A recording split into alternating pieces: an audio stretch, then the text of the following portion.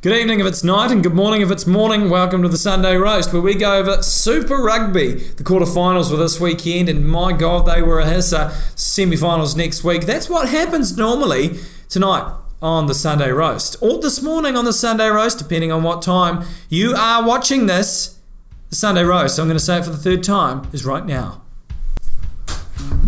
Well, there you go. Konnichiwa, watashi no namae wa Jacob O'Flaherty desu. He's Bradley Richardson desu. And welcome to the Sunday Roast. Are we Japanese now? Well, look, we're pretty good. Is that the only Japanese you know? Yeah, it is. I actually know some swear words, but we'll keep that on the down low for now. But we've got a big show ahead of us, Bradley. Yeah, it's going to be an absolute humdinger. You know, pitch conditions, they weren't perfect last night, but certainly on the improve. No, well, we look at those Super Rugby finals. We'll start from Friday night, and that was, of course, over in Canberra. It was Capital versus Capital. Brumbies versus Hurricanes. Look, you know, it started off with a hiss and a roar, and I was pretty nervous as a New Zealand fan. I really thought the Brumbies was going to take that, certainly with the way they played in the first half. Yeah, they got some good points on the board early and really put the Canes under pressure. Canes having to come alive later in the match to really get the win in that one. Yeah, well, Wes Houston's try and Geordie Barrett's try both were talked about in the media straight afterwards of being Wes Houston, his try being offside. Well, that was incorrect because he's actually allowed to start running before, or he's allowed to essentially be offside, or what you think would be offside if it's overthrown. A tactic employed by the Hurricanes, Stephen Larkham. He was pretty salty about that, Bradley.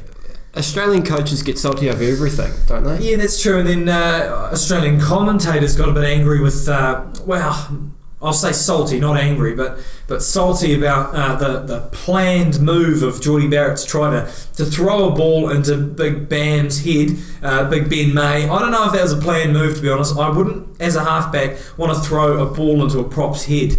Yeah, of course, the size difference. Props tend to be quite big compared to halfbacks. You know, you wouldn't really back TJ Perenara in a bit of a fight there. Yeah, well, the Hurricanes, they pulled through in the second half, and it was all good night nurse after that. 35 points to 16, and the Hurricanes keep their hopes alive for to stay defending champions, and of course to defend that title in the big dance next weekend.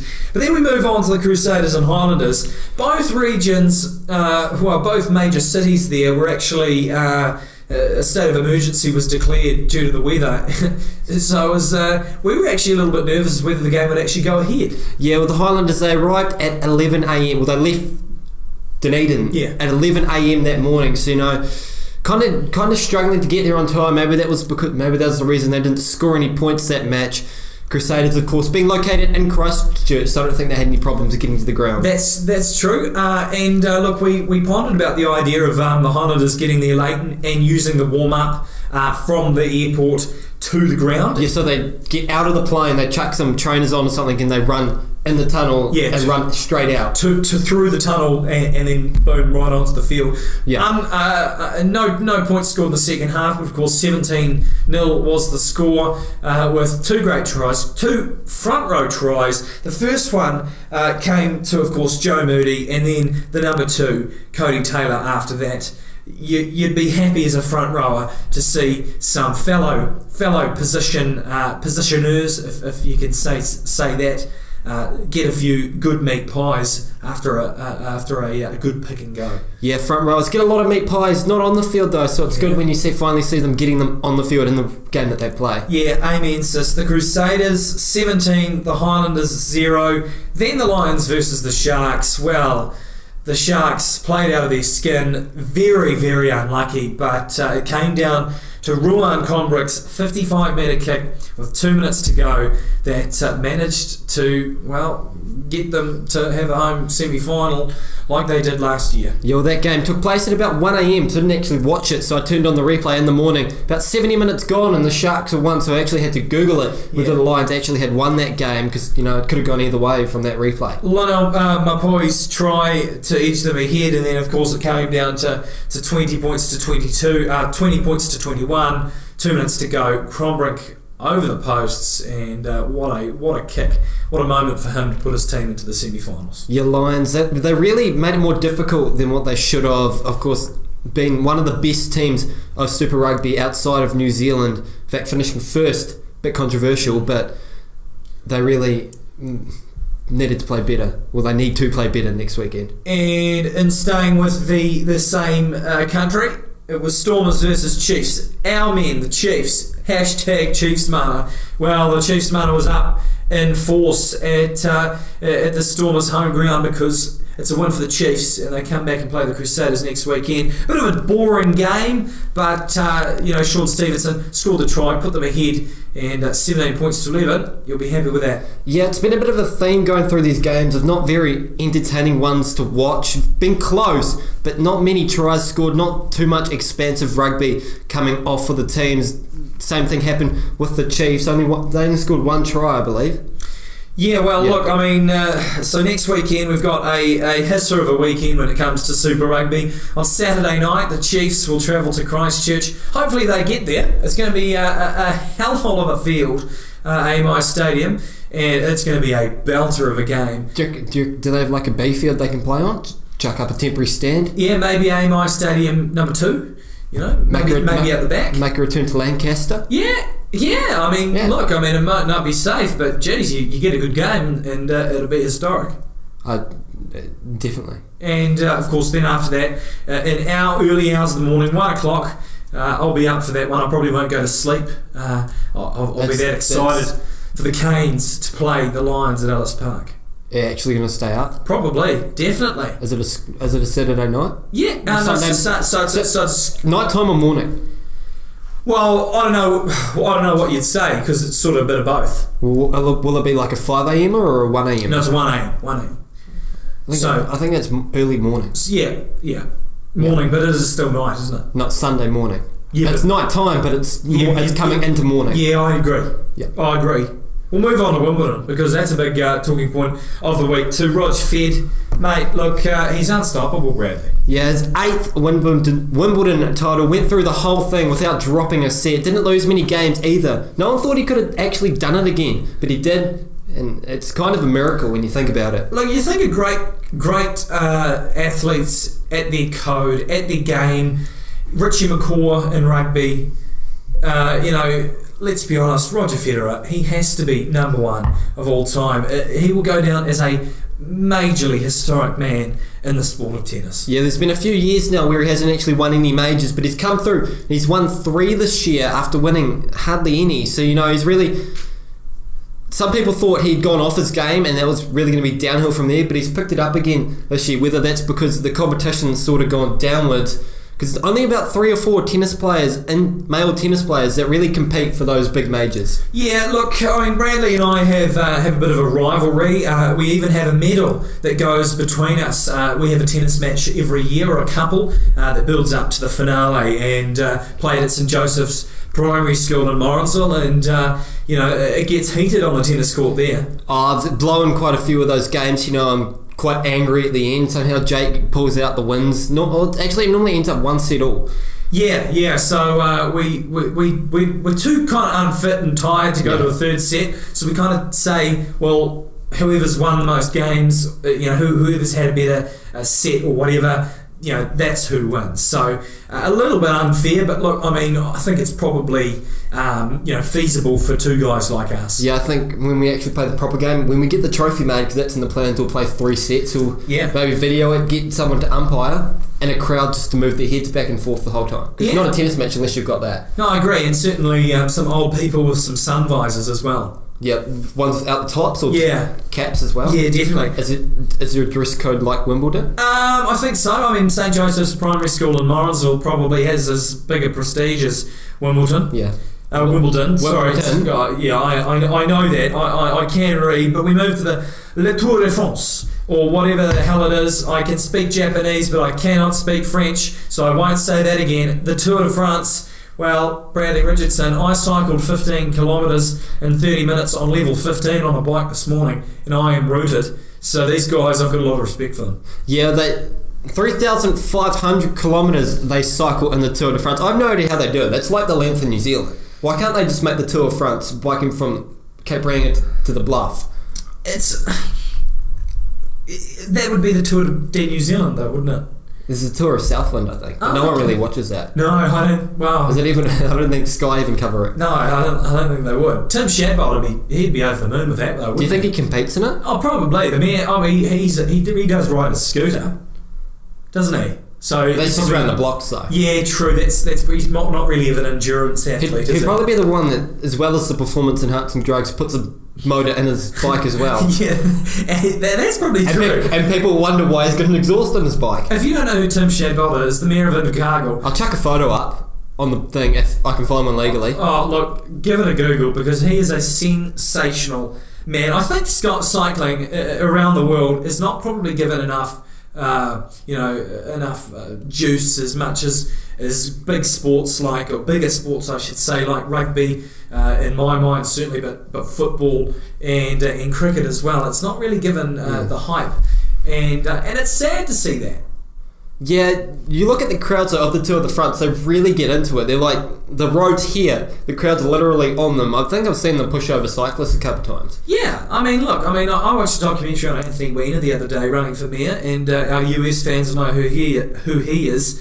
And it reminded, the Tour de France reminded me of one of his blooming walk down the street rallies, and look, It's great to see that overseas, some sports can be picked up like they are, and of course rugby's massive in New Zealand and not so much around the world as much, but cricket in India and Pakistan and all those blooming shindigs, those the subcontinent, oh goodness gracious, it's brilliant to see a country getting into sport, but it would also be good to see some expansion as well. Yeah, cycling, it's really kind of it's a niche, but it's a big niche. Of course, you've got track cycling, that's more of my expertise. Not really expertise, but I enjoy a bit of track cycling here and there. Yeah, I think we're all experts in our own minds, but at everything, because it's our job. Yeah, that's true. Yeah. That's true. Look, well, speaking of cycling, let's cycle on into the news of the week.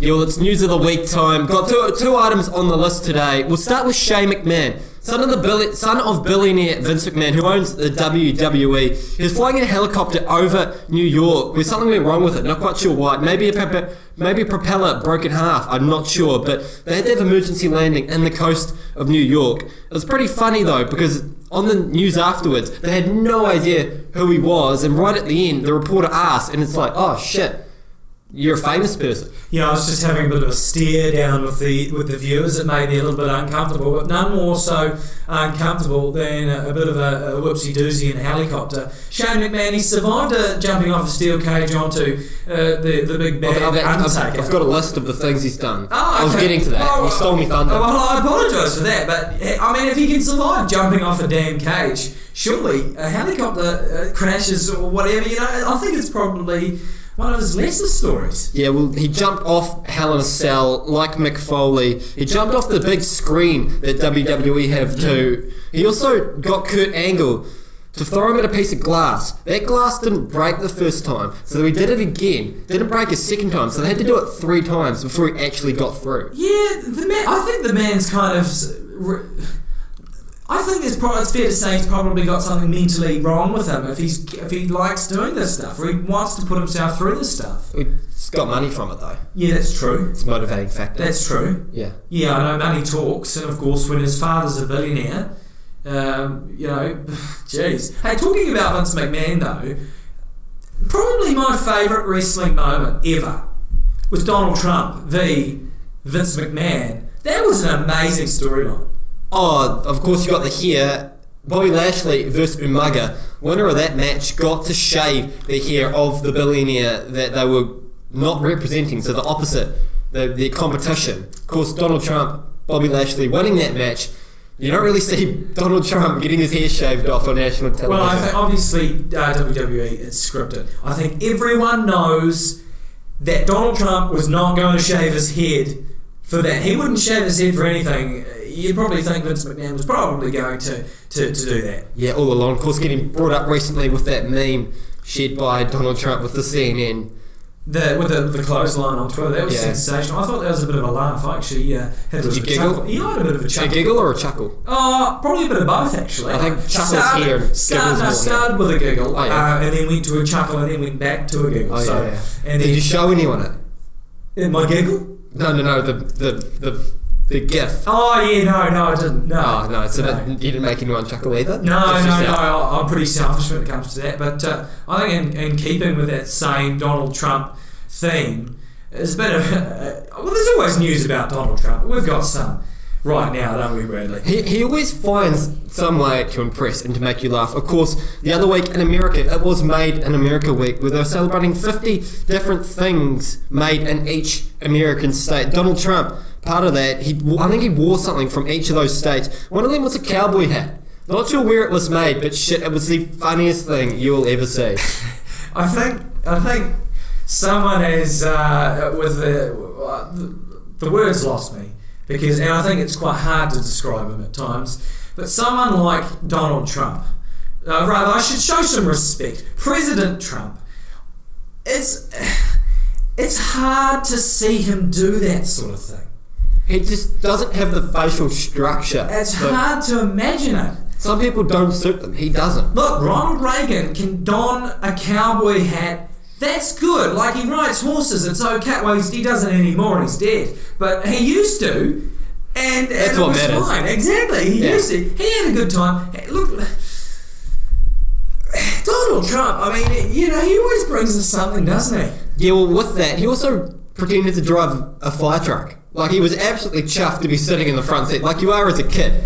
I remember in Wangamataa having a bit of a visit to the fire station. I got to get in the front seat. It was sensational. I remember those open top ones where it's got like the seats in the back and you got a little ride round orange on them. At school, I mean, once a year it'd come out and a bit of a gold coin donation, get to go in the back of a bloody fire truck. It was Mission Day, wasn't it? Yeah, it was. But I suppose when you're the President of the United States, you can kind of, you can just get in a bloody fire truck if you damn want to. You can do anything. Although if my house was burning down, probably wouldn't want Donald Trump to try and put it out.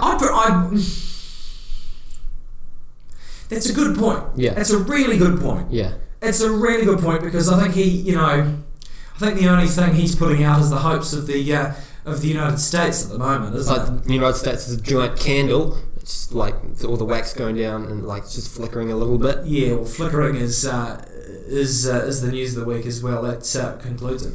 But of course, moving on to Unconventional Billionaires very shortly. Well, actually, not shortly. It's like right. We're gonna have like a cut. Ready? Hold on. Like that sort of thing. Yeah. Hold on. Do you reckon I should just run past the camera and that can be our transition? Okay, there we go. I'll do it. Well, that was the transition. It was a pretty cool transition. Yeah, I'm a bit puffed afterwards. Yeah. On the Sunday roast each week, we're going to talk about a couple of topics, maybe one, maybe two, depends how long it takes, that we decide that we deem important enough to actually talk about. And this week, it's, as you heard before, unconventional billionaires. There's people in this world that have a lot of money. Some of them have done it through really realistic and smart ways. Some of them you have no idea how the hell they got their money. We're going to talk about those ones. We're going to talk about 8 of them. 8 of the best and the funniest billionaires. Look, I haven't had a look at... Well, actually, I've got them in front of me. I haven't bothered to read them, basically because I'm quite lazy when it comes to that sort of thing. But Bradley's going to read them out. I'm going to react. We're going to have a bit of a chin wag. Yeah, well, the first one is Kim Levine. Now, Kim, she invented just a pillow, but you could microwave it. She called it the Woovit, and she made $250,000 in her first 8 weeks selling it. Okay, I didn't think there would be a market for that. Yeah, because you could probably just microwave an ordinary pillow. Not sure how well it would work. I mean, I don't know why you'd want to microwave a pillow. Maybe to get it warm, Jake. That's what a microwave does. Isn't it just like a Wheatie? Well... Like a hot water? Okay, so so essentially you're meaning this is an electric blanket, but minus the electric blanket part at all. Plus the microwave. So and you got to wove it. So it's not anything like an electric blanket, but it's still the same principle of getting it warm. Yeah, it's like you could have compared it to a shower, for God's sakes. I probably could have.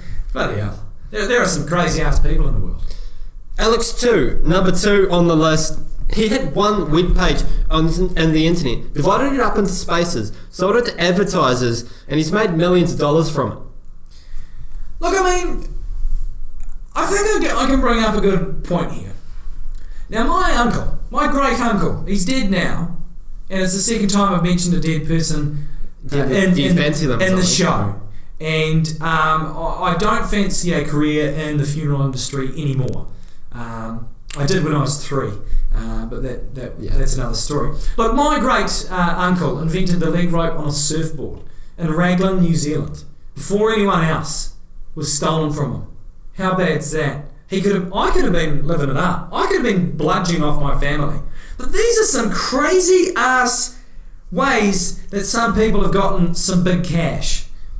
Do you know what a chia pet is? No. Well, a chia pet is a pot that's shaped like an animal. Okay. For a chia plant. Okay. They made millions of dollars from that. They sell over 500,000 pots that look like animals a year. There are some weird people in the world, Bradley. Thing is, there's a weird person who's created it, and then there's weird people that are buying over 500,000 Yeah, of them. exactly. We went to Mass this morning, and Father Jallo said in his homily, there's a lot of evil in the world, but there's a lot of goodness too. And I think he missed out a very fundamental part. There's a lot of strange people in the world. I mean, they might become a millionaire from it. Oh, yeah, no. All for them. Oh, yeah, definitely, I mean. Definitely. When you were a child, you probably had these little squishy balls with the little dangly things on them and the little thing that you go up and down with on them. Do you remember them? I do. The creator of them, Scott Stillinger, he sold millions of them. He invented them and he sold millions of them. No one knows where they actually come from. They just turn up in your house. But someone somewhere is buying these things. You know, look, I think it's very seldom that I can actually find them in a shop. But I feel as if... Maybe they're just sold out everywhere. Yeah, but how do they get into your house though? Because you always find them in your house. Exactly, like in the under the couch is a big place. Yeah, no, honestly, under the couch we shifted some couches from one lounge to another, and then got new couches. We had a bit of a shift around, and I found them under that. Actually, you raised a good point. Do you still have it? Oh well, I can't find it, but it'll probably be somewhere in the house. Yeah. They were really, really fun things to play with. Often got them from discos. I think that's maybe because primary schools have discos, and they showed up at discos. Maybe that's where they all come from every year. Look, I think probably the person who invented glow sticks, if he's not on your list, Bradley. No, he's not. Yeah, probably that person. Raking it in. A lot of money. When you were a kid, did you know how you, as a kid, you could call Santa? Yeah. And you dial the number. Yeah. Yeah, well, the creator of Santa, I think it's an American thing, the creator of Santa Mail has made over $3.5 million from it. Well, that's really... Does he know Santa's fake? That's the real question here. Or is he just tricking some kids into it? We can't use that, Bradley. We can't use that. Oh, we might have fans who... Yeah. Shit. We can't use that, can we? We might need another transition here. We can't. I can't believe you did that. I was thinking, don't say it's fake. Don't say it's fake. You said it's fake. I think we should move on from that one. Number 6, Rhys Davies. Back in the space of MySpace, he made his money. You know how you had the text with the shiny glitter and shit and the animations and stuff on it? Yeah. He created them and he made millions of dollars from it. I don't know why people actually brought them, because you could just copy and paste, but maybe businesses and stuff brought them for their MySpace accounts. I think it's quite sad the day that we talk about MySpace on the show. I feel like we're beating very much a dead horse today. Literally. Not a horse, but just the dead part of it. Yeah, well, that's, I think, the third time we've talked about something dead in the show. Ronald Reagan, my great uncle, in MySpace. I'm going to double check if MySpace is actually still alive. You can kill some time. Well, wait for the transition. You can see on my phone here, I'm not sure if the camera's picking up, that's MySpace. MySpace still exists. Not sure anyone actually uses it, but it's still there. Because you've got an icon at the top of 3 different people. Maybe only 3 people still use MySpace. Look, I'm going to... Is it on the I'm going to get a MySpace account. I think we should really promote... We need a PYJAMA MySpace. We could bring it back. No, it's not on the App Store. MySpace is gone. It's dead. Well, it's dead on the App Store, but it still exists. I know. Pet rocks, Bradley. I don't have one, but the 7th topic, it's about that. Yeah, pet rocks. Of course, you chuck a couple of eyes on a rock, you got a pet. Not really in a lot. Does a pet have to, I don't think a pet has to be alive to be a pet. Depends. You could keep your dead cat around. Yeah, I mean, it depends what if you think a rock is alive. Maybe I made a rock with some eyes and a little smiley face at primary school. It was a good time. Do you still have it? No. Was it ever a pet or was it just a craft project? I wasn't an idiot and I didn't realise. I apologise if anyone's got a pet rock. I don't mean to cause any offence, but we do cause a lot of offence here at PYJAMA. I know. Yeah, I think we use our brains before we speak sometimes might be helpful. Yeah, no, we lack filters here at PYJAMA, but of course in our Lions tour coverage, Brad, a lot of people got angry with us for... We were kidding. I don't think anyone in there... Were we kidding? Well, I was. I don't know about you because you don't actually have a cat. I think I was. Yeah, well, we were saying... Well, no, I did, but my cat died a long time ago. Oh, okay. Well, it's quite a morbid show tonight. But this is interesting. But, I mean, look... We said we were going to kill Bradley's cat if we didn't get to a certain number of subscribers, and we managed to get each to... Yeah, pretty much every time we almost got there. Yeah, so... Maybe we should keep that going. I think we probably should. Should we buy a cat? Yeah, but someone actually almost... Didn't they threaten us or say, you guys are horrible No, for people killing a actually cat? wanted... No, but like, people wanted us to live stream it. Oh, the killing of the cat? Yeah. Okay. Yeah. You don't have a cat anymore though, do you? No, I don't have a cat either. I feel like we just lied to everyone now. Yeah, we kind of... truthful hyperbole. That's what I like to call it. I'm reading Donald Trump's book at the moment, actually. That was in there. It's quite smart. Do you actually read? On the odd occasion. How many pages have you got through? Look, let's not go there, Brandon. Okay, let's not go there. We can pick this up next week, eh? Yeah, okay. When you've read like 5 pages? Yeah, definitely. I'll report back to you next week on the Sunday Roast. If you find us mildly entertaining, I think you should probably follow us on Facebook or like us on Instagram and like us on Twitter. That doesn't work, does it? Yeah, well, the links will be down below. So you can figure it out there. Yeah. I don't know what's going on. Me neither.